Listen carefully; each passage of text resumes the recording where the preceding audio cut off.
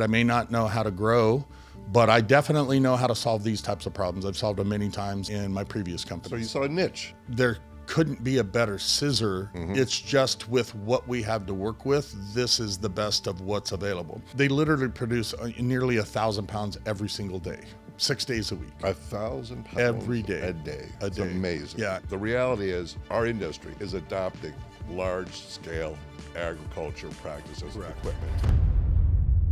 Today's show solves one of the biggest problems in cannabis, and that's post-harvest production. And we're going to teach you how and show you how to trim like a pro, because today's guest is John Ferris from TrimCo. And John is going to share all the tips and tricks to get maximum bag appeal, how to trim the perfect bud, how to dry it, how to cure it, the right temperatures, the right humidity setting, and what about automated trimming versus hand trimming? Which strains are the easiest to trim? Which ones should be put through, let's say, an automated trimmer, and which ones shouldn't? So hang on to your hats, your seat belts, however you want to put it, but today's show will add more value to your end product. All right, we're here with today's show. We're here with John Ferris from TrimCo. Yes. And tell us all about TrimCo. How'd you get started? Well, first, hang on. Yeah. How'd you get into cannabis? Well, it's a bit of a funny story, right? I've been a lifelong entrepreneur. I've owned many businesses, started businesses, spent a lot of time in the underground utility field. And it was around 2015. I had a lot of friends that were in cannabis cultivation at that time.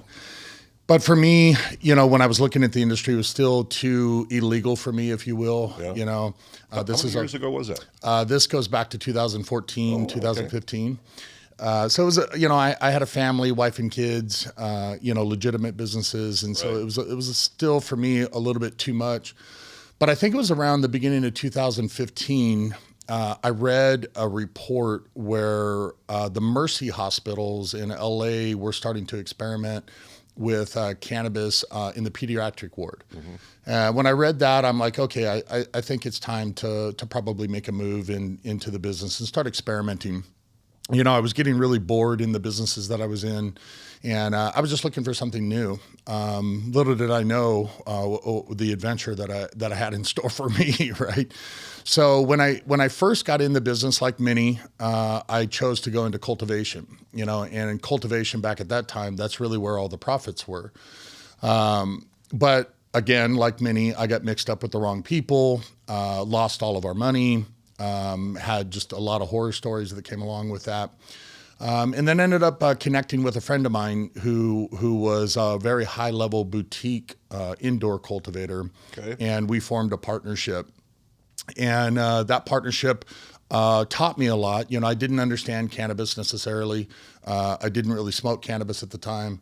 And so I didn't really know good product from bad product. So he really taught me a lot. But one of the things that I noticed when we started working together, and I experienced, in air quotes, my first trim party.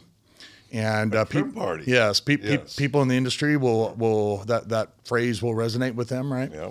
So a trim party, if you don't know what that is back at the time, there would be a bunch of sort of disheveled people in a room, all smoking, drinking, doing drugs, listening to music, and trimming the product. Well, the industry that I came from, there was a zero tolerance on that type of stuff. People could die doing what we were doing. Sure. And so when I walked in and saw that for the first time, I was shocked, to say the least. And I was confused at why these people were handling our product in this kind of environment. And my partner's response was, this is how it's done. This is how the industry is. So me being a lifelong entrepreneur, I did some quick back of the napkin math. And I realized, they were charging about $150 a pound, $200 a pound. Mm-hmm. There was something like 15 million pounds being produced in California a year. And I saw that these types of people were in control of what appeared to be a $2 to $3 billion industry in California, which shocked me. So basically I told my partner, I said, this can never happen again. And I have a deep operations background. And I said, I may not know how to grow, but I definitely know how to solve these types of problems. I've solved them many times in my previous companies. So you saw a niche. I did. And you decided that it would be post-production. Yes, very much so. So So basically, there was about 10 people on that team that were not drinking and smoking, and they were older. They were in their 60s. And I went to them and I had a chat with them, and I said, okay, this is our team. All of the rest of these people need to leave. And we were not producing enough at that time to keep that team busy. You know, we were harvesting, I would say, maybe every 3 weeks or so. Okay. And so what we did is we went out to a lot of our friends that were cultivators, and we said, hey, we want to keep our trim team busy. You know, can we start trimming your product? We're not necessarily concerned about making a profit or anything. I just don't ever want to lose my team. So let us just start trimming for you. So one thing led to another. We started getting a lot of clients coming in, and word of mouth started traveling around. Because you have to remember, this is still back, you know, in what we now call the traditional market. Yes. You know, this is where people were hiding. These were people that did not want to be found. Yeah, the dark ages. Yes, right? Yes. So it was interesting sort of how it all came together, because you can't really market to people that are hiding. You know, there's no way to find them. You can't, it's kind of word of mouth, and that word of mouth traveled fast. And we started getting so busy that it was kind of like, you know, we weren't really doing this to be busy. We were doing this to keep our team busy. We're not sure that we want this much business. And the reaction from everybody was, do not ever stop doing this. We don't want to do this anymore. We don't care. Charge us what you need to charge us. We do not want to start doing our own trimming again. So that's when TrimCo was born. We said, okay, well, if we're going to do this, we're going to do this as a business. And we got a place. Again, it was very interesting. We got a place in Riverside, California. Okay. And we were, again, this is pre-legalization, pre-licensing. Wow. We just decided to open up business. You took a risk. Yeah, we just decided to open up business, and we had all of these clients literally coming to a building in the open, and we were processing. So hang on, let me understand. You didn't go to their place. They came brought to us. The product to you. Yes. All right. Yes, in out in the open. How did you learn to scale? Now it sounds like you're starting to get busy. There's all these people who want. Yes. What were you charging per pound at that time versus what you get now? Yeah. That's you know, back at that time we were still getting anywhere from $150 to $200 a pound for full hand trimming. Yeah. You know, and some interesting things were happening is when I really knew we were onto something is when we had a client show up from Humboldt. We're in Riverside, 13 hours away from Humboldt, right? It's a long distance. Right. And you would intuitively think, you know, Humboldt or the Emerald Triangle, that's where, you know, that's the birthplace of cannabis, if you will, right? Sure. So we were like, why on earth would you drive 13 hours to come have us trim your product? With a load of product that is putting themselves at risk during this time. Right.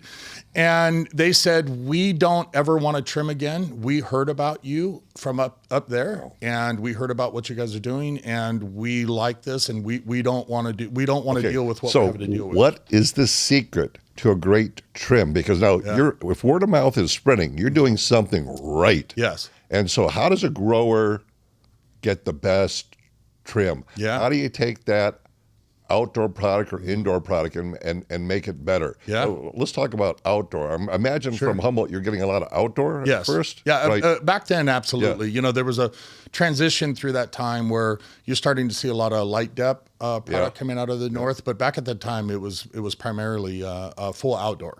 Yeah. You know, and how long does it take you to trim an outdoor pound versus an indoor pound? Yeah, there's a big difference. Yeah. You know, indoor pounds. You know, first you have to understand the value of product in the cannabis industry. Oddly, in the bulk market, is primarily based off of aesthetics. Yes. That seems counterintuitive, right? And I think a lot of times it is counterintuitive. It's sort of odd that it's priced that way, but a good trim job on bad product can increase the value just the same as a bad trim job on good product can devalue the product. Let's talk about numbers. Yeah. Like, what does, if you have a bad product, you do a great trim job and make that bag appeal sexy. Yeah. Like how much value does it add? Yeah. Well, Back or any then, product for that matter. yeah. Any I mean, back then, indoor pounds were 2,500 a pound. Yeah. Very different than these days. They're down to 800, 900, 1,000 a pound now. Yeah. But back then, 23 to 2,800 wasn't unheard of. And I would say a bad trim job. You could almost take the value of the product to zero if you just destroy it, and I've seen that happen. But let's just say that your average person that's just not doing a very good job, they could devalue a pound probably $100, $200, $300. What is the biggest mistakes that growers make that devalue their product when they're trimming it? Yeah, I would say the biggest mistake is over reliance on machine trimming for There's production. a lot of machine trimmers out there. How do you feel about those? Well, I say it kind of like this. Trim machines are as good as the operator, and they are absolutely weapons of mass destruction. They can destroy product. They can, when you're talking about production output, they can reduce output by as much as 10, 15, 20% over hand trimming. So whatever you think you may be saving by paying less and using machines, you're losing that value and then some by the reduction in production volume.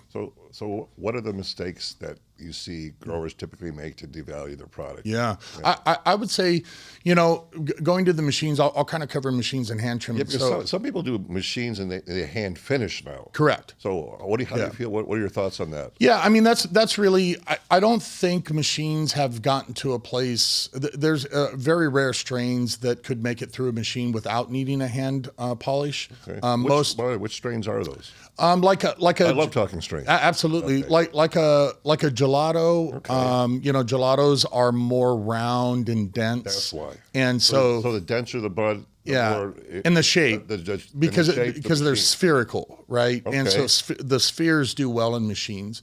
But when you get like a Gorilla Glue, where they're very irregular shaped and the calyxes are enlarged, there's so many peaks and valleys in there that the machines can't get into those peaks and valleys. So what ends up happening is, and that's where you'll lose production volume, is they'll shave off the tips of the calyxes. Yeah, the actual calyxes. Well, the trichomes too. The trichome heads, a lot of people don't understand. If you look at a trichome under magnifying, the head is attached to the stalk, and there's a joint there.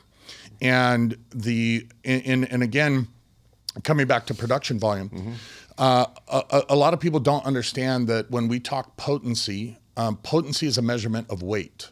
Okay, so if somebody says something is 30% cannabinoids, what that actually means is that's 300 milligrams out of 1,000 milligram sample or a 1 gram sample. So 30% of the weight of that is something that you can barely see.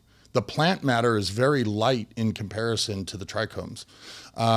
So if you're damaging those trichomes, two things are happening. One, your potency is going down dramatically, and the weight of your product is going down in some cases 10, 15, 20%, because you're shaving off the tips of the calyxes, you're shaving off the pistils, and you're breaking the trichome heads off.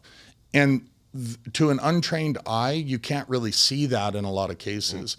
We look at everything under a microscope, and so when we're running it through, we have to make sure that if it is indeed going through a machine, that it's not breaking those trichome heads off, that we can see that they're all still intact. Okay. And if it is breaking them off, then we have to make some adjustments, and those adjustments might be rehydrating the product. Maybe the product is too dry, really brittle. So people over dry.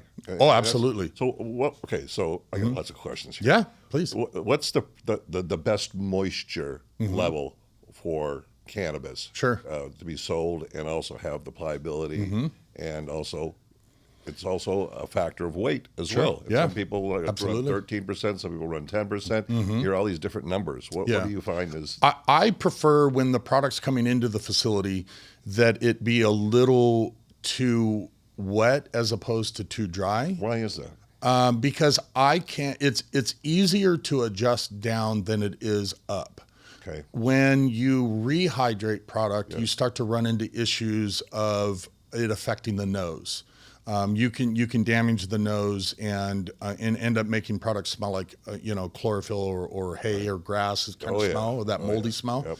So you have to be really careful when you're rehydrating, as opposed to bringing the moisture content down. That's a natural thing that you're doing through the course of the product. So I would rather get the product in a 12 or 13. 14's pretty wet. Like you can feel how wet 14 is.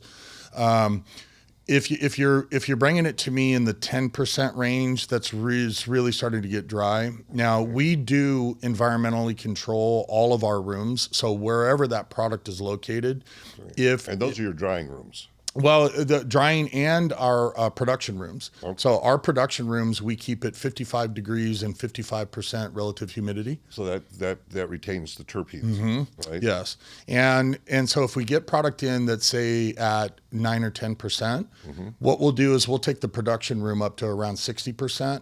And throughout the day when they're working on the product will rehydrate, and we'll get it back up to around maybe 11 or 12 is kind of where I like it. So you like 11 and 12? I prefer it because that way when it gets into the bag and it's running through the wholesale market, it is going to lose some How do you check for moisture? And so there's home growers that listen to this show as well. And I know back in there, I used to have a timber checker, right? The 2 prongs, you put it in there and put it in the stalk. Those are wildly that was a inaccurate. down and dirty way of doing it. The accuracy of that 2-prong device is about 4% either way. Really?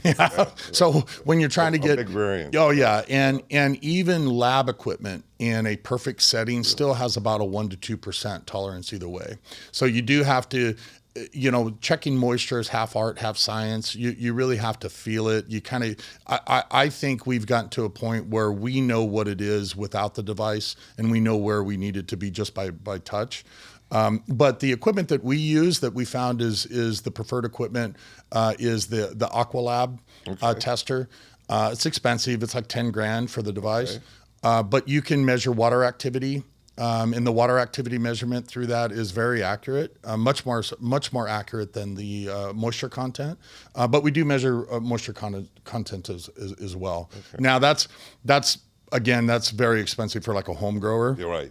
That device is probably way out for something like that. Well, how does a home grower, if they don't have a timber check, and you say it's by touch? I think it's by touch. Where I like it by touch is if the leaves are brittle, but the nug itself still has some pliability. If you squeeze it, it's still sort of spongy. When the stalk snaps or doesn't? I sort of like it right before they start to snap. Okay. You can. It's more like a snappy bend. Might be a way. Snappy bend. Okay. Right. Man, that makes sense. Yeah.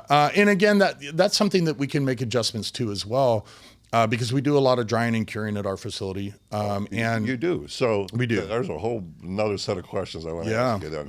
For that. So our facility, it's an old onion processing facility. Onion? Yes. Oh, wow. And the interesting thing is onions have to go through sort of a drying and curing process. Interesting. Really? Something I did not know.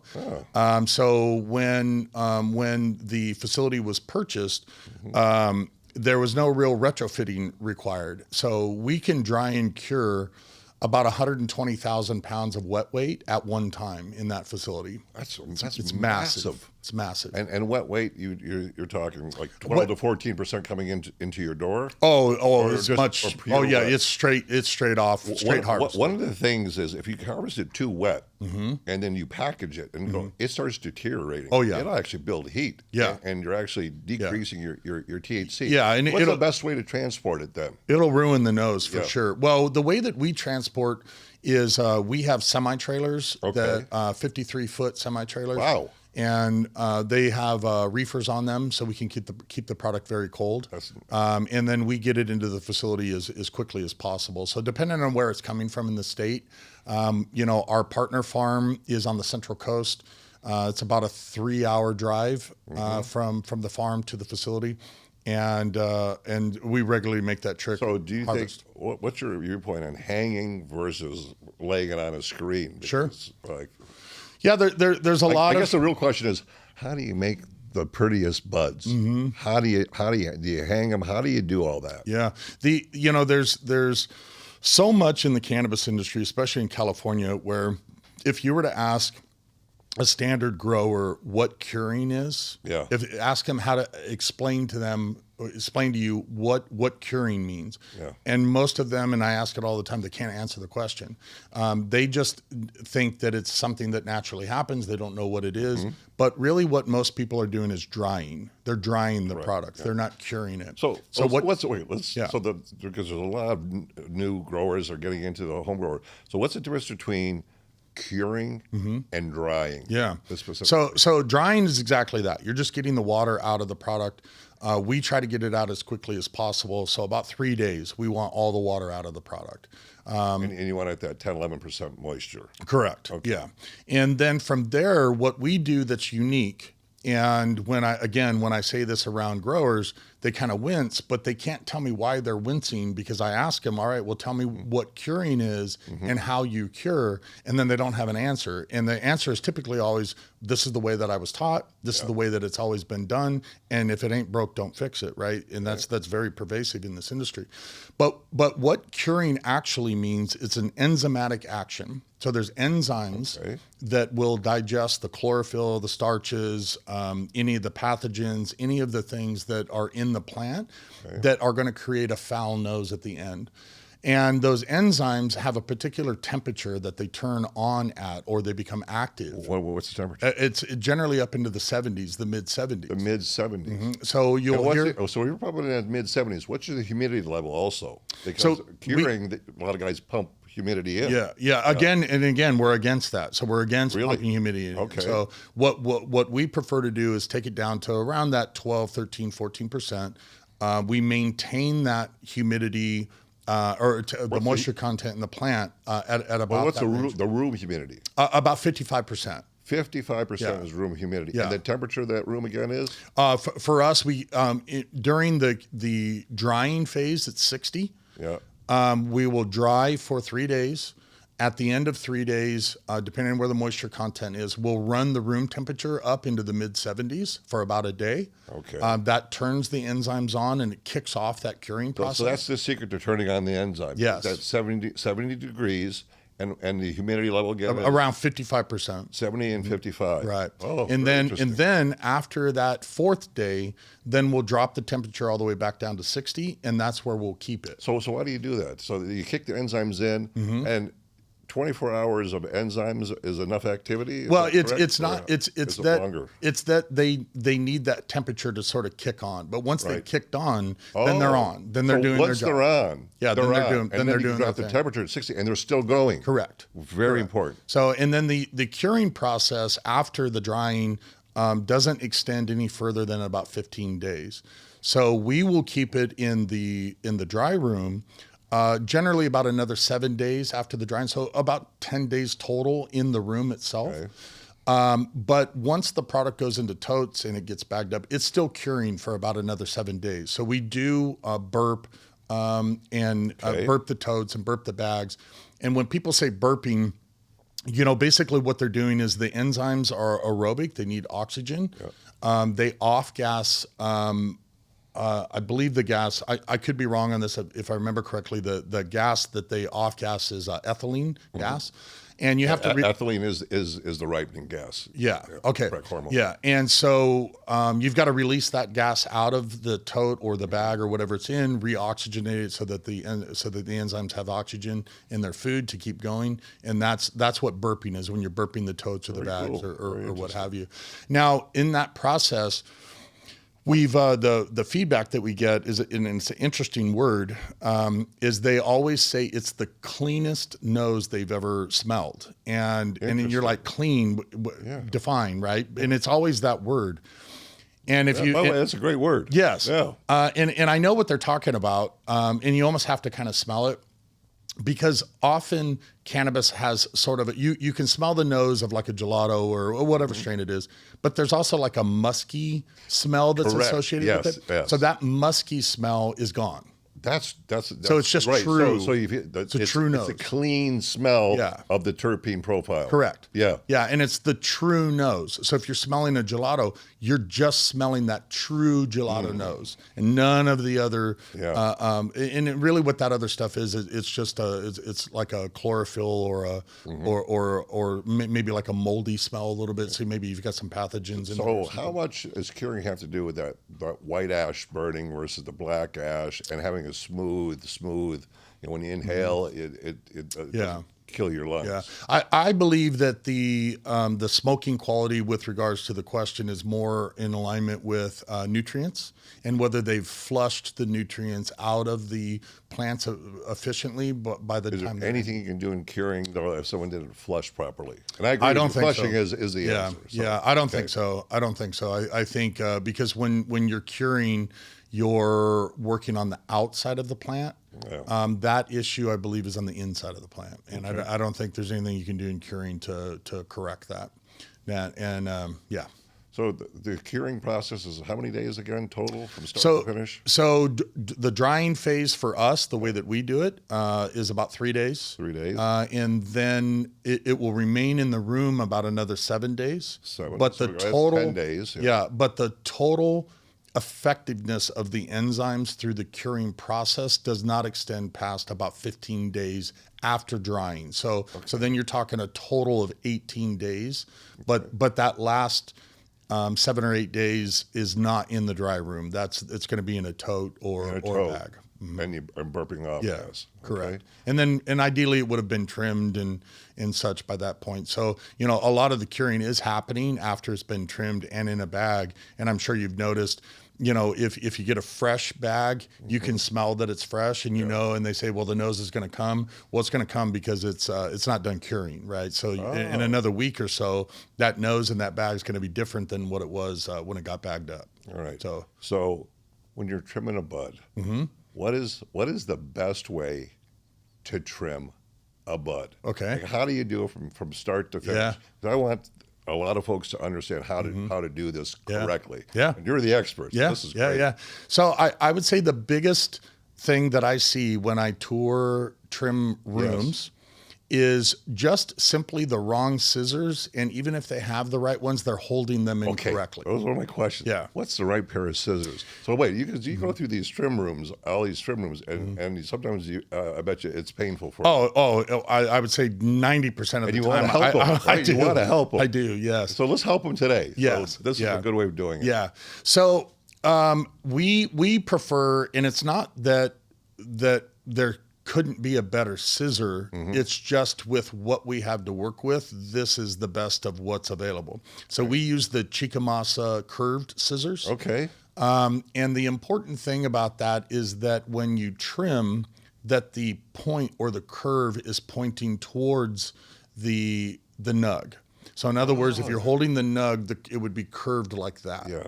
And why is that? So what that does is, how'd you figure that out? Well, it forces tip trimming. And that's where people make the mistake. Is you'll see people use flat scissors, and they'll lay the scissors against the nug and do it. And what they do is they end up cutting off all of the tips of the calyxes, the pistils, the trichome heads, and they shave it. And that used to be a thing we would see on the outdoor out of the north, is they would like shape them.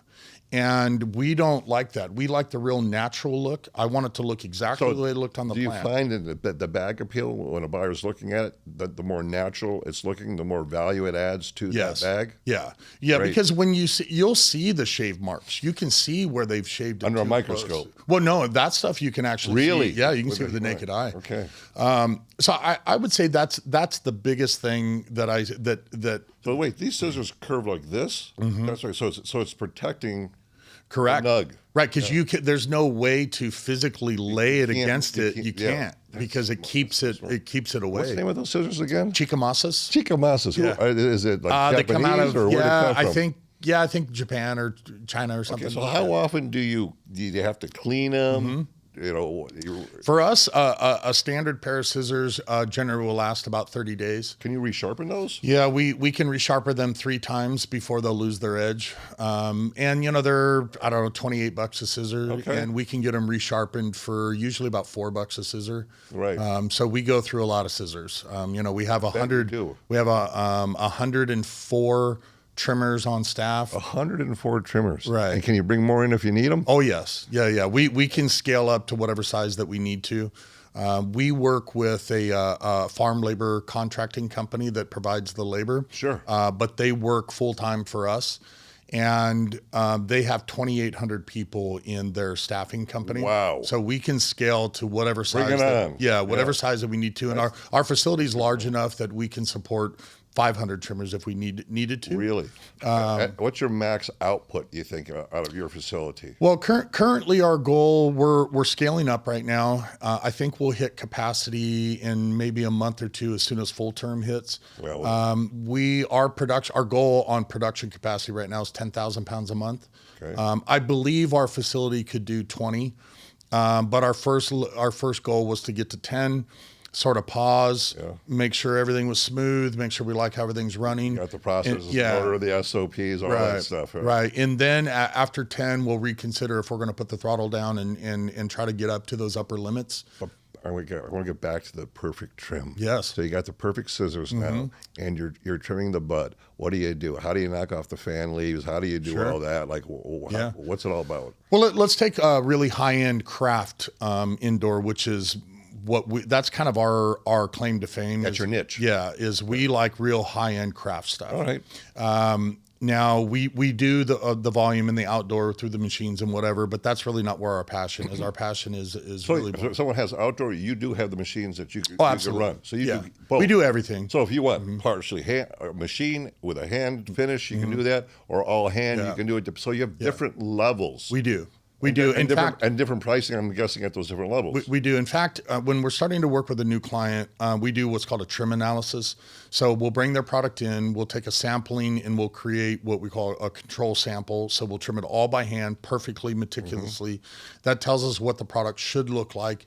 It'll tell us what the breakdown ratios are between nugs and trim and A, B, and C sizing. Then we'll do a quick trip through the machine, what we call a light machine with a heavy hand polish. And then we'll do a heavy machine with a light hand polish. Oh, that's interesting. Yeah, and then we have a spreadsheet. We run it all through. We do the analysis, see what the breakdown ratios are. Some product just can't support a machine, and it's just damaging it too much. So it's not uncommon to have a client come in where some of their strains are full hand, some of their strains are light machine, and some of those strains where you can get away with the machine, as you said, the rounder strains. Yeah, so your things like but which ones are not good for the machine? Yeah, so because I know there's a lot of guys that just run whatever strain they have, they're running it through the machine, and they shouldn't be doing that. No, that's a disaster. Really, your purple candy gases, which everybody wants these days, those are usually pretty good for machines because they're smaller, they're spherical. The leaf to nug ratios is lower than some, and they're dense. And so the machine just often you can't tell, like a Trop Cherry, a Runts, the Gelatos, Skittles. All of those are going to be those smaller, tighter, denser, spherical nugs. Okay.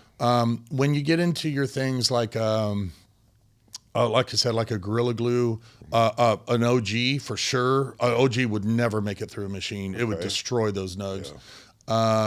Like a Gush Mints. Some of the ones they're going to have the bigger calyxes, and they're really irregular shaped. Those are just not going to make it through the machine well. It's really going to end up damaging the tips of the calyxes, and just you're going to devalue the product because aesthetically it's just not going to look good, especially with the purples. Everybody wants purple these days, and the problem with purple as it relates to trimming is often that purple's on the surface. Right. It's not deep in the nug. And so if you run it through a machine, you're going to break off the purple on the outside, and it's really going to highlight the green that's under it, and you'll pick it out immediately. Like you'll see that as soon as you look at the bag, you'll see that the nugs are damaged. Really? So, and that'll devalue that product hundreds of dollars per pound if it's in that condition. So, Very interesting. yeah. So I think you were asking though the perfect trim to get back to that on indoor, on craft indoor. If it's really high end and we don't want to touch, you know, what they call the exotics or Zaza or whatever. And, you know, some of those pounds are still fetching in the 2000s, depending on who's growing it. Some of those cultivators don't even want the nugs touched. And so the nugs will stay on the stem, and the trimmer will actually hold the stem, and they'll clip and they'll do all the trimming, the tip trimming, like I was talking about, so that there's just no touching. And then right at the last minute, they'll clip the nug off, and so it's never touched. And so do you not even let it drop? You just very gentle with everything. Yes. Yeah, because you don't want to break off any of the trichome. You just you want everything preserved. That perfect value. Yeah. So what I consider a perfect trim on that high-end product is what we call the natural look, where it looks just like it did on that plant. It's just missing the sugar leaves. You know, and even the sugar leaves in that style of trimming, we leave more leaf than what you might see on other product. Sure. Because again, this is subjective. It's up to the person that's looking at it. But I think product that, especially that type of product that has a little bit more leaf on it, I think it increases that natural look, and that's the preferred look that I like. Do you see a difference in how they want their trim done depending on the location in America? Yes. Well, I don't know about the location in America, but certainly in the state. And I'll give you a real world example that just happened this morning to us, because I just had to deal with this morning. Yep. So we were trimming some product for a big name. I don't want to drop their name, but a big name up north, and I've known them for a long time. Yeah. And so we trimmed the product, we sent it back up, and I get some pictures last night, and he's like, "Hey, John, no good. All kinds of problems here." And I looked at the pictures and I'm like, those don't look like problems to me, but okay, let's talk. So we get on the phone this morning, and really what I zeroed in on is that it was a spec issue. So their spec, what they want in the north for their buyers, is very different than the specs that are down, say, on the Central Coast. Okay. The Central Coast, much more tolerant of let's say a nug is larvae, right? So if you don't know, larvae would mean that you can see the stem in the nug. It's a loose nug. It's loose, right? The nodes are kind of sparsely spaced, and you can see in there. And so as a trimmer, you have two choices. You can break that down into smalls. So each of the nodes you would cut off, and now you have a nug that was a nug, and now it's a pile of smalls. In the north, and in particular this client, that's what they want. They wanted all those nodes broken off, and and that's fine with them that it was creating smalls. They have a brand that you would find in the dispensary. So for them, that's filler product for their pre-rolls and such. Now, my clients in the Central Coast, they want that kept as a nug, because to them, size is more important. So they will give up the aesthetic issue that's created by having the larvae nug to have a big nug. So big is important to them. So what's the ratio of bigs to mediums to smalls? What do you find? Do you find that people just want all large, or can you mix them large in with the medium? It depends on the marketplace, I guess. Yeah, it's really interesting. You know, I go back, I think it must have been around 7-8 years ago when we first started seeing sizing being a thing. And whoever did that, I hope he's living a horrible life. Right? What? Because in the end, you're going to grind it all up anyways to smoke it. Yeah. So who cares what size the nug is, right? And all that it did is hurt the grower. I think people like to show off the nugs. It's like, hey, look at my. I know as a grower, I was like, hey, look what I grew, and they're like, oh, what did you do? And you're swapping and all that. Right? Yeah. So whoever did that, but like I said, we saw it show up. You know, maybe 7, 8, 9 years ago. Yeah. And now it's definitely a thing. Now there's A, B, and C size. Okay. But wait, a second. What is A size? What's B size? What's C size?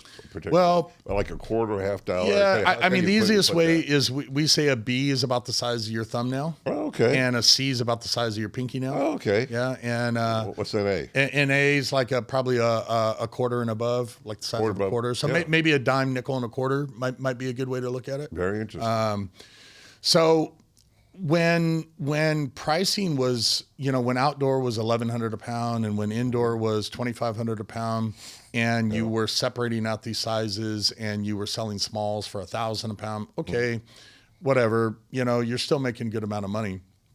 These days, when A's for indoor are $800-900, that means your smalls are down around $450, $500. Nobody's making any money, and in most cases, indoor, it costs $600 to grow a pound. So you can see that, they're struggling. So what we do is bagging. Again, it's as much of an art as it is a science. Really? Yeah. And the way that I train my baggers is because I'm a buyer. I go to these farms. I go to these distros. So you're a buyer. You have a buyer distro also. license. Yes. Yeah. So I'm a buyer also. And and this is kind of standard practice, when you go in and you look at a pound, your job as the buyer is to find everything wrong with that pound so that you can devalue it and negotiate the price down. Of course. So the way that I train my buyers, fortunately for my clients, is because I am a buyer, is I train my baggers to bag in a way that if I walked up to it, I can't find anything. So what I call blemishes. So if a nug, it might be a little bit what do you discolored. do? Okay, yeah, this is back to the trim, back to bag appeal, all of this. So Yeah. So what are some of the secrets here? Yeah. So the big thing is that there can't be anything that draws my eye to it. So what does that mean? So if the bag was sitting on the table and I looked over at it, if there was something that just naturally caused my eye to go to it, and usually that would be like a discoloration, maybe a larvae nug, a nug where I can see the stalk in it, or stems. If it's stemmy, like they didn't clip the stems close enough to any of those things, which are what I call blemishes. Yeah. If I can see a blemish in a bag, my bagger didn't do his job, and he'll have to go back through it and he'll have to fix those blemishes. Now, what those do is create what would be called a substandard pound. So then all of those blemishes now go into a pound, and then that pound gets sold at a reduced rate. You'll also see it, and we see it now a lot with these purple strains.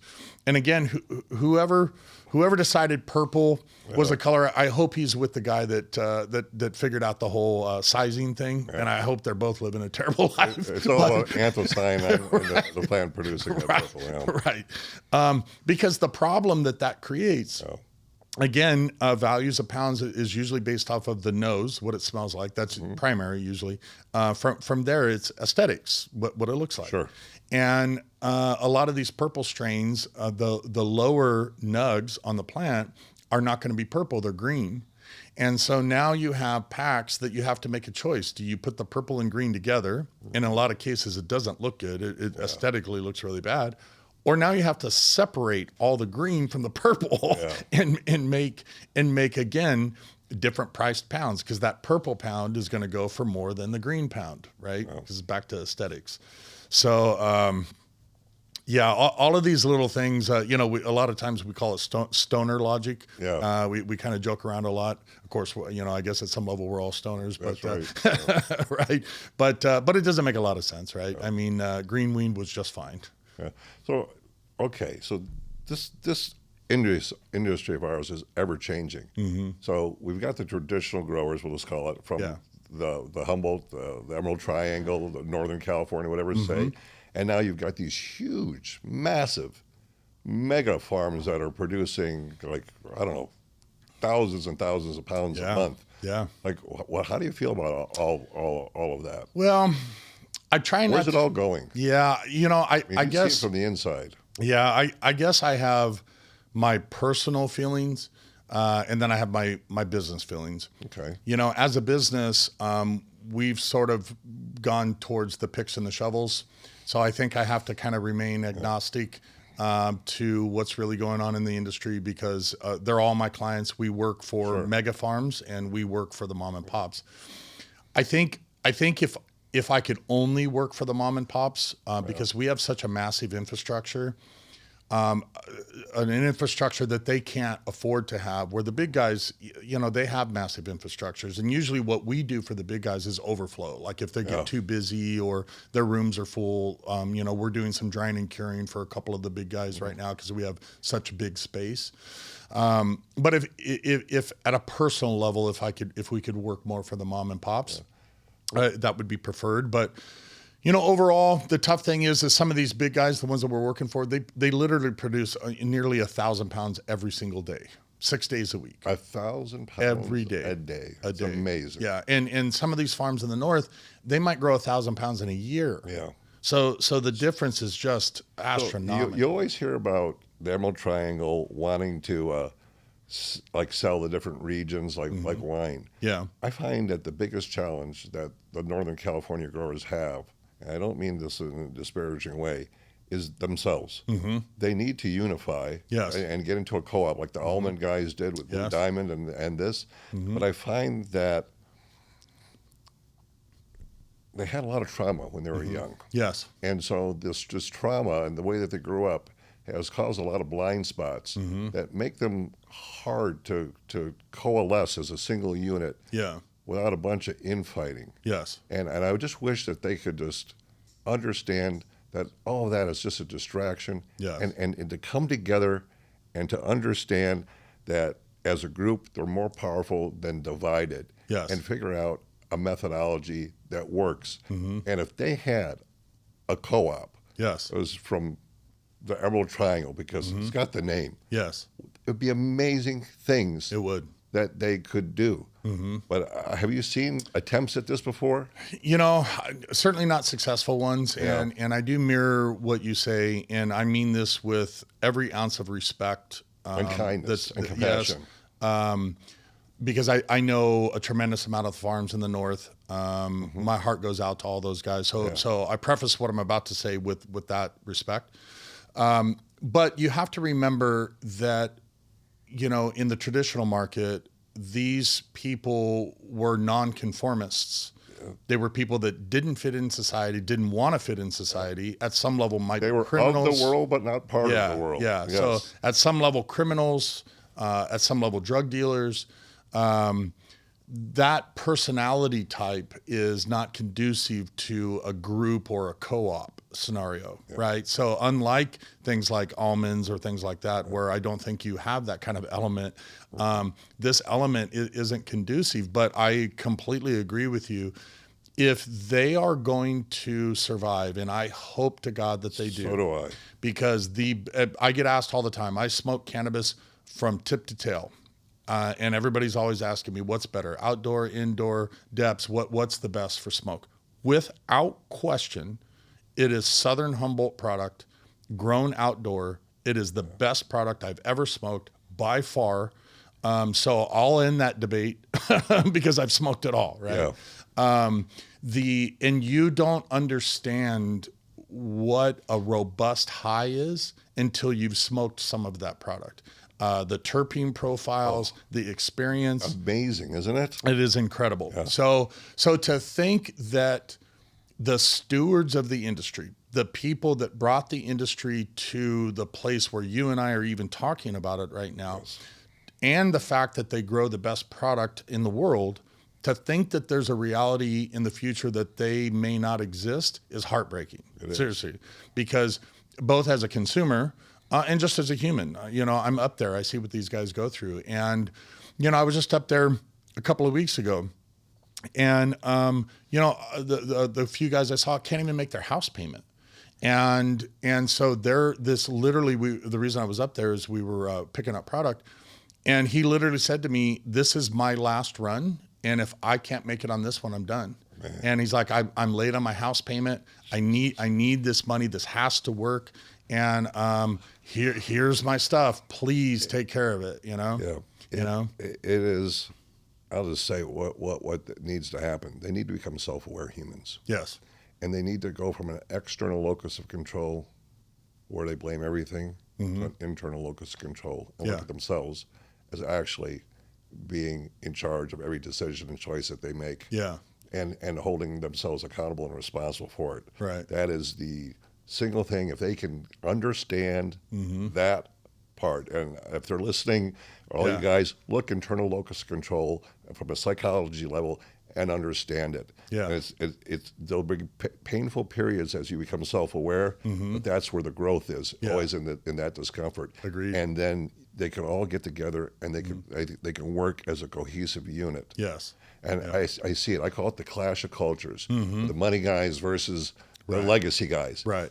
And they both are fighting with each other. And I wish to God they would realize that they need each other. Yes. And so if they were to come together, we would have a stronger industry that would be more profitable, more fun. Yes. And it'd be enjoyable. Yeah. And you have to learn what SOPs are, how to set processes, normal business practices, and they have to change the way that they think. I know that I had to go through that thing, and I would just highly recommend that they start studying psychology, they understand themselves better, and become self-aware. Agreed. Because, look, if they can manage, or if they can hang on long enough, and federal legalization happens, and the product can start to legally go across the state, and they could manage some sort of direct-to-consumer craft product, then all of a sudden they would all be back on top, and the world would get to experience what that product's really like. Look, some of that product is amazing. Yeah.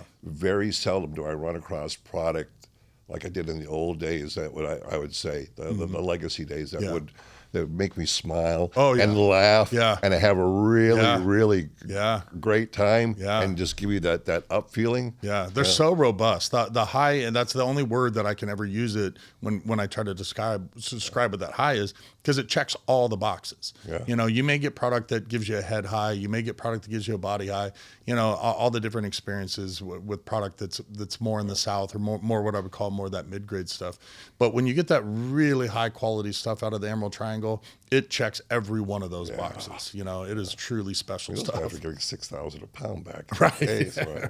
4,000 was the norm. That stuff was just it's absolutely killer, right? And then now it's almost like people turn their nose to outdoor, and it's so backwards of the way that it should be. There will be a day with there's going to be gene editing in cannabis. It's already happening. Yeah. And I've talked to a lot of folks who do that, and they say that with gene editing, you'll be able to grow an outdoor crop that looks like an indoor crop. What color? You want pinks? You want purples? Yeah. That'll all be done. And I also believe that clones are going to go away. It's all going to be seed, where you plant, and it's exactly the same homogeneous.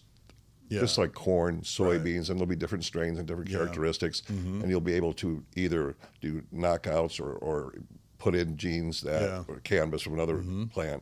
Right. I know they're doing that a lot with the tissue culture now. So one of we have a very small equity holder in my company called Perfect Plants. Okay. They're out of the Netherlands. Yes. Okay. They do, from what I understand, about 50 million young plants a year. Yeah, wow. And they've been around about 35 years, and they do a lot of the plants and vegetables around the world. And they added cannabis into their portfolio about 5 years ago. And that's when we became connected with them. And the desire at that time was they're in the Netherlands, South Africa, and Morocco, I believe. Sure. And they understand, that part of the world, but they don't understand the United States. They wanted a partner, in particular in California, that they could help scale, because our customer base is the same as theirs. We're very aligned in our businesses. And conversely, we want to scale out of California very soon. In fact, I think Q1 next year, we're going to start to scale out of California. Where? And right now I'm looking at Oklahoma. Really? But why not Michigan? What's that? Why not Michigan? I don't know enough about that market yet. But I do know a considerable amount about Oklahoma, and we have a lot of connections there. And the interesting thing about Oklahoma is it's a nice halfway point across the United States. So I think Oklahoma may end up being like a distribution hub. Maybe once we're dealing with a national market, I think you may see that. Yeah. National market. Let's talk about the rescheduling of cannabis. Yes. What do you think? Do you think it's going to happen before the election? I believe if the Dems were smart, they would do it before the election because they don't have the 30 and under, and the Republicans do. Right. And it'd be a great boost for our industry if they were to do it.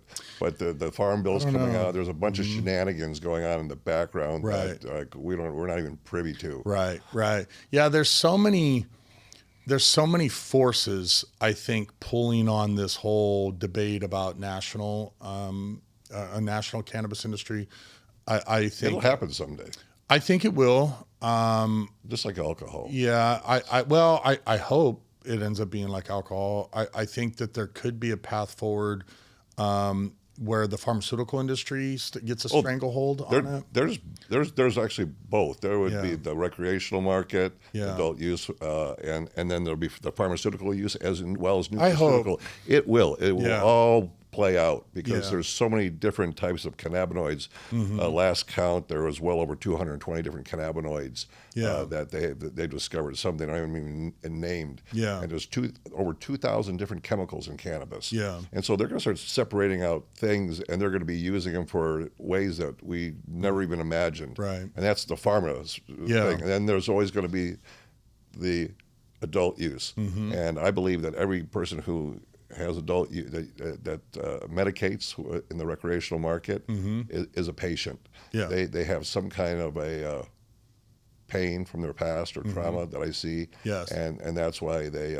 medicate with cannabis. And it's so good for so many things. I think this idea that they're rescheduling instead of descheduling, I think is problematic. You're right. They needed to just deschedule it. Yeah, because all you have to do is just a little bit of history research on why cannabis is illegal in the first place. And as soon as you do 15 minutes of research as a logical human being, you would understand very quickly that this never should have been made illegal to begin with. Correct. There's nothing about it that should be illegal. It's certainly better than alcohol. I would rather deal with somebody that's high as opposed to drunk. And I think culturally, I think we're shifting. I know certainly the younger generations, Gen Z, doesn't appear to like alcohol. They're not drinking the way the previous generations were. They're trending towards cannabis and psilocybin mushrooms. I myself consume psilocybin and enjoy it, and I would rather go out and eat a couple of mushrooms and have a fantastic night and be completely sober by the end of the night than drink alcohol. Correct. And I certainly feel like I get smarter at the end of the night as opposed to dumber when I'm drinking alcohol. Psilocybin is a neurogenesis, right? Yes. It reconnects the pathways that were destroyed. Absolutely. No, and so with that generation trending towards that, I have high hopes, but like many things, as soon as you get some of these outside forces and they start pulling at it, all of a sudden it goes a direction that it shouldn't go. I've heard that they're going to reschedule it and then eventually want to deschedule it. Now, when that's going to happen, God only knows. I thought by now, people would always ask me, Big Mike, when do you think it's going to go legal? I said, well, probably around 30 to 35 states. Well, we're already at that point. We're past that. And it still isn't. And it's like, what's holding this thing back? And it's a good question. And it's big money.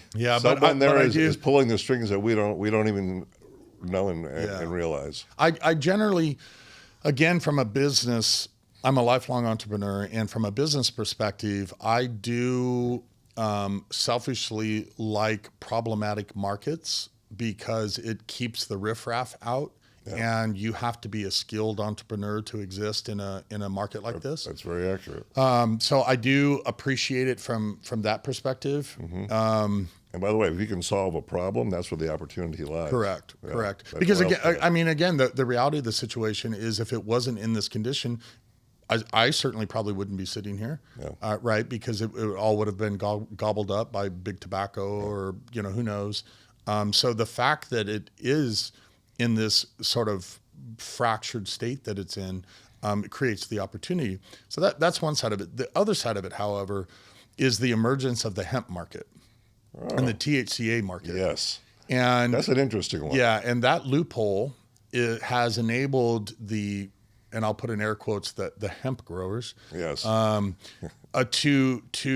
proliferate all across the United States. Yes. So they are That's effectively it's $10 billion now. Yeah. And normal cannabis is $30 billion. Right. And so there's a fight between that going on. Yeah. So the problem is the legalized cannabis producers are locked in their state.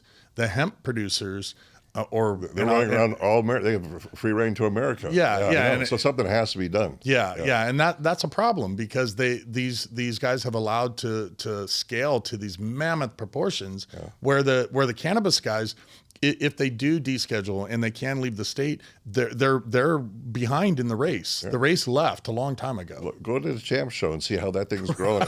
They just had the show in Vegas, right? Right. It gets bigger and bigger. Yeah. And there's these huge companies, and they're all in the hemp space. Yeah, or right? the THCA. That's what I love, right? Yeah. In air quotes. But Again, good for them. I mean, look. From a business, for making money. Like, sure. Again, I always have, I guess, layers to my perspective on things. You know, from a purely business perspective, I love this volatility. I love these emerging markets and things are shifting and all of that because it's exciting. Do you think that you'll go out of country? 100%. Like in Germany or something. Absolutely. You'll have a service. Yes, absolutely, 100%. We're already talking at that level at some point.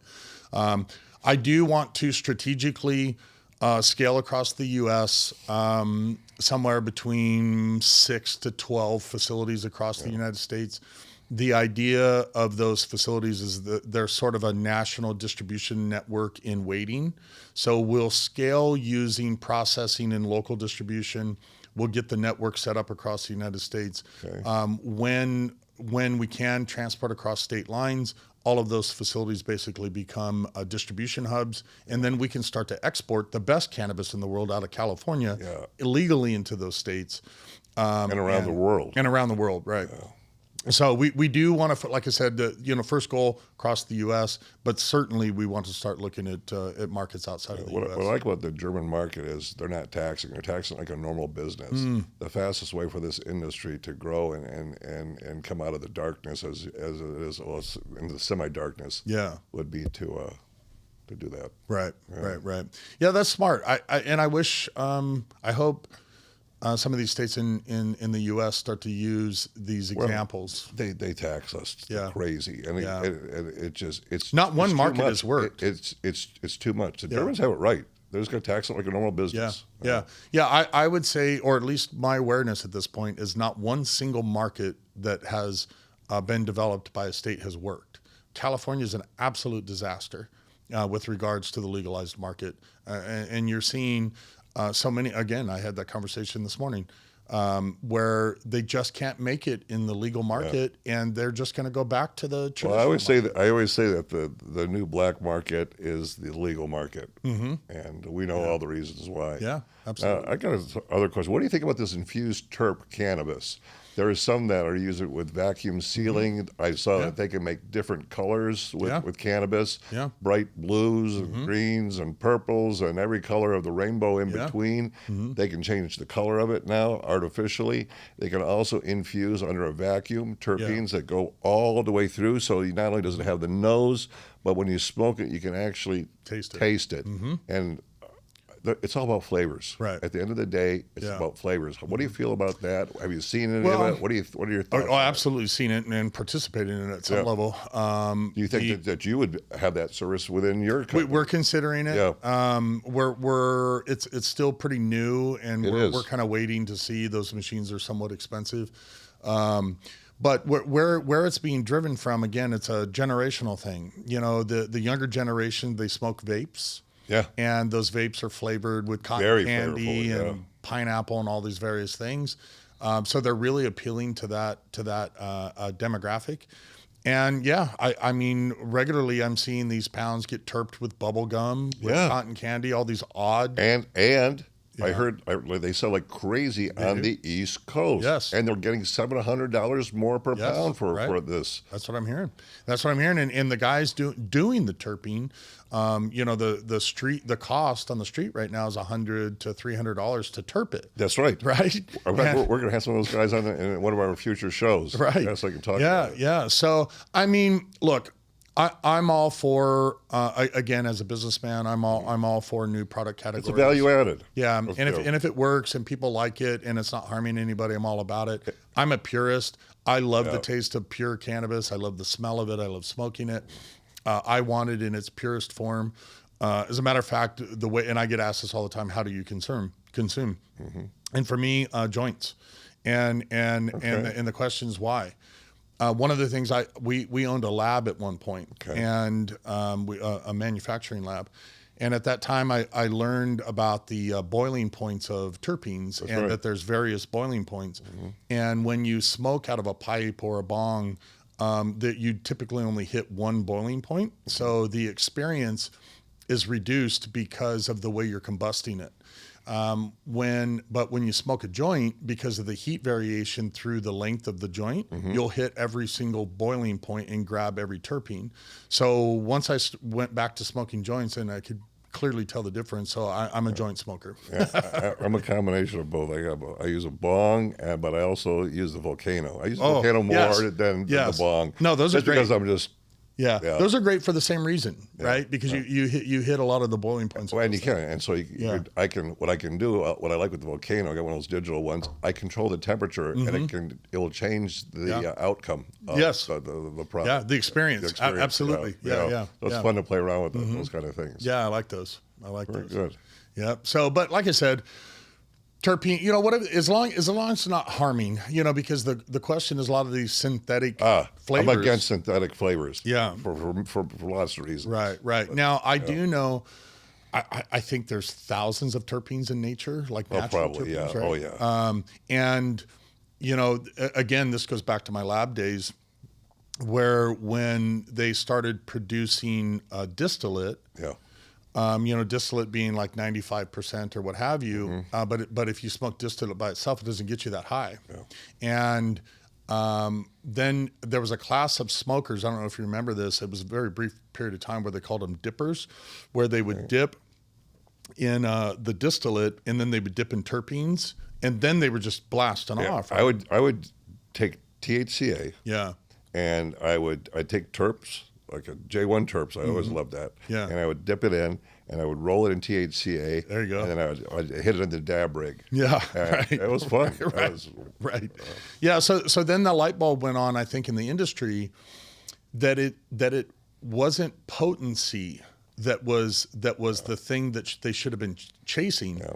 Yeah. It was the terpene profile. Terpenes it was the and flavonoids. They're the guidance system. Right. Yeah. Right. And then I know there was some talk, or at least I learned of it at that time, that there were smokers that would eat mangoes. That's right. Okay. Yeah. And getting very, very high. But it turns out that the mangoes have myrcene in them and was basically front loading their synapses, I guess, if I'm saying that correctly. Yeah. And so then when they smoked, their brain was ready to receive it, and then they were just getting, mega high, right? Yeah.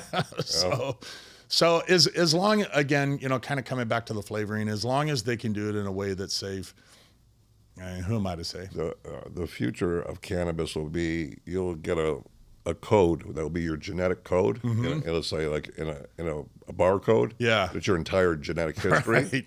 And you can then match that to genetic history of plants. That would be amazing. They've done that in the lab already. Really? Yeah, a few years back. But I think at some point it's going to be mainstream for everything, how they give us medicine, everything. Yeah. And you want to sleep, here's the strains you should have. Or here, like a compound pharmacy, they'll mix the cannabinoids and the terps and the flavonoids and sterols all in there that you need. And then how do you want it? Want it a pill? You want it in a pen? Yeah. Yeah. Yeah. How about edibles? Do you ever eat edibles? Oh, yeah. Do you? Yeah.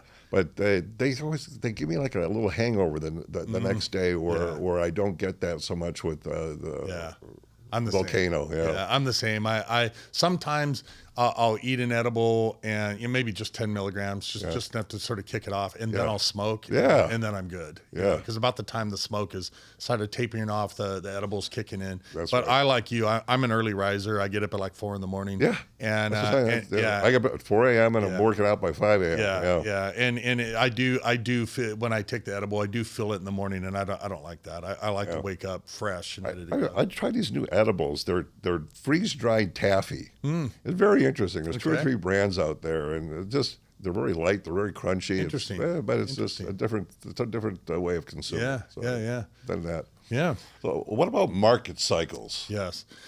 Yeah, the market cycles, we've been tracking those since I got into the industry. Okay. And they were very predictable.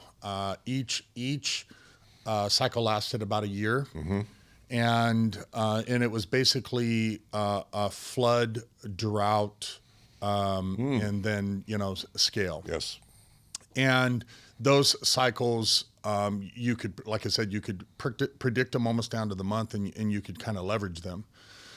That all ended in 2020. Okay. And, when the market collapsed in 2020, it was for us, when we noticed it, it was around June. And it was tough for us. We had just, I literally. That was like pounds were just going like for $100 a pound. It was worse for us. I had just bought about 1,200 pounds. Woo. And my van was completely full. And they were $1,100 a pound. Spent over $1 million. And I got a call from my sales team, and they said, something's wrong. Nobody's returning our calls. Nobody's buying. Everything is stopped. And I literally had just closed the door on the vans, and I raced down to the south, and all 1,200 pounds ultimately went to the dump. We could not sell it. The price kept painful. Yeah, the price kept falling and falling, and what ends up happening is you're reluctant to get ahead of it, and that's when the market's falling, you have to get far enough ahead of it and just take your losses and deal with it. And I didn't, and I kept hoping. I was like, the market will bounce back. I've been tracking the cycles. Sure. We'll be able to recover. And the market never came back, and that product ultimately spoiled, and we lost over $1 million on that market collapse.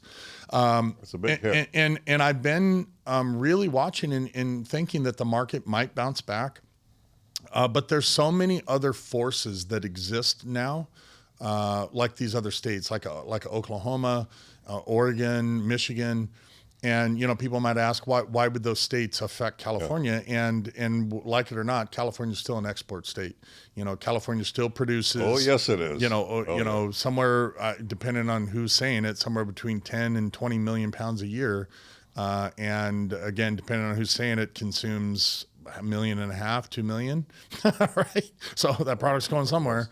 And I just think that what ends up happening is your East Coast buyers, who traditionally would buy the California product, especially the product in the North, they don't need to go all the way to California anymore. They can just stop in Oklahoma, or they can just go right to Michigan and get their product. Yeah. So, we're having a massive market correction. So in this marketplace today, where's it all going to go? Yeah. So pound prices have gone up a little bit. Yeah. And where are they now? Yeah. Outdoor, is probably going to hit the market sub 500, I'm guessing. Okay. That's coming in the coming months. We're in the middle of summer depth season right now. Okay. We're starting to see at least the tier 1, which does not have lights, depths. They're around the $500, maybe $600 if they're really good. The tier 2, the light assist depths, those are going to be in your 600 to 900 if you're lucky, and to fetch those upper tickets. They'll try to pass them off as indoors if they're indistinguishable, and they'll try to get the indoor prices on them. And then you're seeing indoor, as low as say 800. And your popular strains, which oddly is still lemon cherry gelato. Maybe if it's really good, it'll fetch $1,100-$1,200. Yeah. And then you still have, the brands like your Jungle Boys, or a well-established brand that is selling product, you're still seeing their product up in the 1,500 to 2,000 mark, but it's because of the name. It's not like their products, I think, any better than some of the other growers. It's just that they have such an established a network, and it's the name. The Jungle Boys are strong. They are very strong. Yeah. So so I mean, it's starting to look like this is the new normal. We're now 4 years into this, or over 4 years into this. The market has not come back. I kept waiting, because in the end, it's a supply and demand issue. Like this, it's not like this is something special to cannabis. Every industry experiences supply and demand issues, especially in an emerging market. So what has to happen, obviously, is enough people have to go out of business to rebalance everything. And then ideally, too many people go out of business, and it creates a supply issue. You think that's going to happen after this year? I'm not, well, after this 2024 outdoor comes in and the problem that I'm seeing happening is the people that are going under are the people we don't want to go under. And those are the mom and pops. The people that we don't want to scale are scaling. So what's happening is, as fast as the people go out of business, the big guys just keep scaling. Scale up and take over. And so okay, let's talk about the future of, Big Ag has figured out how to grow plants years and years ago. 35 years ago, I was in the Netherlands buying some genetics, and there happened to be an ag show, and I went in there, and I saw Priva for the first time, Argus, rolling tables, BPD was talked about. I'm like, wow. I can remember Priva having these big CO2 generators. They looked like jet motors. I just went, oh my God, I would love to have one of those at one of my grows, right? Yeah. And so they figured this stuff out a long, long time ago. Yes. So how's your feelings? I think that our industry should be looking at what agriculture already knows and how to adopt it. So what are your feelings, thoughts on that? I agree with you 100%. When I first got in the industry, again, I wasn't tainted by cannabis knowledge, right? I wasn't trained by cannabis people. I was a businessman, and I partnered with somebody who was a cannabis grower, right, from the industry. And very quickly, I realized that there's this sort of ideology, I guess we would call it, amongst the cannabis growers, where they feel unique. They feel like what they're doing is unique. Well, they feel like this is back to what we talked about earlier about Northern California. A lot of these guys had gals had tough upbringings. Yes. But they had one superpower. They knew how to grow cannabis. Right. And hydroponically or outdoors, and no one else understood it. Right. And they enjoyed a lot of money. And then they were able to feel like they're part of the world, not of the world, didn't have to participate, weren't bound by the rules of society. Right. And then lo and behold, here we are today. Right. And what they're going to have to do is change their head. But there's a lot of these purists, but the reality is our industry is adopting large-scale agriculture practices, equipment, and everything. Yeah, and that's the advice. If I was to give advice, it would be that it would be for the farms that are struggling, really start looking to commercial ag, because all of the answers are there. It's not like this is the first time automated fertigation has been around. I saw those Argus systems 35 years ago. They were already automated. Right. Yeah. Well, even at a business level, there was a time in this country where there were mom and pop farmers, and I guess there still are. Right. There are. But the point is that they experienced what we are experiencing in cannabis. It's not like this market compression is unique to cannabis. It's not like this market evolution is unique to cannabis. All industries experience it. The closest analog is commercial agriculture. They went through this generations ago. All of this got sorted out by them. Their solutions to these problems are excellent solutions, all the way down to co-ops, all to grain silos, the way grain silos work. That's where I think these operators need to start to look and educate themselves. And if they start to realize this, that might facilitate where these strong personalities can start to get along, because they're going to be a lot stronger together than they are apart, right? Agreed. And even our business model, it's not special in that sense. It's just a page out of the commercial ag. We envision a future, once our model is fully realized, where the cultivators grow their product, just like in commercial ag. The cultivators grow lettuce, they grow whatever it is they're growing. Then a team shows up and harvests it. It's not done by the cultivator. It goes to co-packers, goes to packing houses, and then it goes to distributors, and it makes its way across the United States. Cannabis should be no different. And really what our service is set up to do that. So long-term, there's a path forward where we would show up with a team, a harvesting team, with our trailers. Everything gets harvested. It gets loaded into the trailers. It goes down to the drying and curing facility. Then it goes into trimming. Then it goes into bulk distribution, and then the farm just gets their money back. So when you do the harvesting, back to that. So you'd put it in a big semi truck with a reefer on there. Now, do you hang them? Do you lay them flat? It depends. It depends on the cultivator, because again, there's this still strong school of thought that the plant should be hung upside down. The idea is that everything flows out of the stems into the nugs and stays there. When you're working at scale, especially the scale that we are with one of our partner farms, that's just not possible. Excuse me. So everything gets harvested and bucked at the farm. It gets loaded in berry crates. It goes in the semi-trailer, all reefer controlled, and then it gets delivered and it gets dried and cured in berry crates inside the facility. So it's not on the stock at all. Excuse me. Now, there are some challenges that we've had to work through with that. Right. One of which being flat spots. Yeah. We're working on a design in the berry crates where the nugs actually lay on a mat of spikes. And so that it elevates it up and prevents the very flat interesting spots. So we are working through a lot of these challenges, but when at our partner farm, we're harvesting 400,000 wet pounds. You're not going to be able to do that harvesting whole plants and bringing them scale wise. It's just not possible. So then, what are you going to have mobile services eventually, where you'll go to on facilities? Yeah. And I've already pitched it. When TrimCo was first born, I think at some level we were ahead of our time.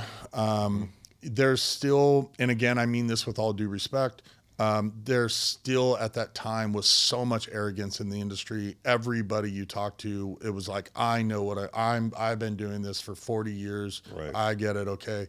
But what is different now when I travel around the state is this market compression has humbled everybody to the point where they can't afford to hire staff anymore. In a lot of cases, they're doing all the work themselves, and they're just like, they're telling me, I don't love this anymore. This isn't fun to me. Like I used to love this. Sure. And now that I'm having to do all this and it's for slim margins, it's not fun. If I could just get back to just growing, then I could find the fun back in it. Yeah. And when I bring up the idea of, well, if we were to show up with a team and we harvested everything and loaded it in our trailers and sent it down for drying and curing and everything else, and then you replant and get back to growing, and then at some point in the future, all the money comes back up after everything's been sold, is that appealing to you? And the response I'm getting is, how fast? How fast can we do that? Because this isn't sustainable for me. So you're actually a kind of a one-stop solution. We'll come, we'll harvest it, we'll take it down, we'll trim it exactly the way for maximum market value, right? And we'll actually sell it for you as well, and pay ourselves out of the sales. So that's the other issue is a lot of these, especially the smaller farms, they can't afford. I mean, trimming is the single largest line item expense on their profit and loss by far. Even indoor, it's more expensive than the power for the facility. So trimming is a big deal, and for these smaller guys that are just barely making it, how are they going to fork out $100,000 or $200,000 for trimming when they can't even make their house payment, right? So we've set up a scenario where they have the ability to pay for the trimming through the distribution. That's a great business model. Very well thought out. Yeah. Yeah. Yeah. It's working very well. Very well. We're scaling rapidly. Like I said, we will be at capacity end of September, beginning of October with the way it's trending, you know, and with outdoor coming, what we're unfortunately going to be turning people away, would be my guess come October. Really? Yeah. I have to ask you a favor, and that favor is there's a lot of folks out there who grow cannabis, and I think that they would benefit from watching a video on how to trim the perfect bud at your facility. Let's do it. You're up for it? 100%. All right. I'd love to have you guys up. We'll break out a spot in the facility. We'll sit down, and I'll show all the tips and tricks that they need to know to trim the perfect bud. Perfect. All right. Looking forward to that. Me too. Let's do it. All right. All right. So, this was a great interview, John. Yeah. Thank you for your time. How can people get hold of TrimCo? Sure. Yeah. And yeah, it's been a great interview. I've had a lot of fun. So thank you for having me in. Easiest way, probably go to our website. So it's www.trimcopro.com, trimcopro.com. And then also have a LinkedIn profile I'm very active on. And my name is John Farris, JONFARRIS. And if you just type that in LinkedIn, and you'll find me. Very good. Yeah. Great Thank you for having me today, John. Yeah, this has been fun. Yeah.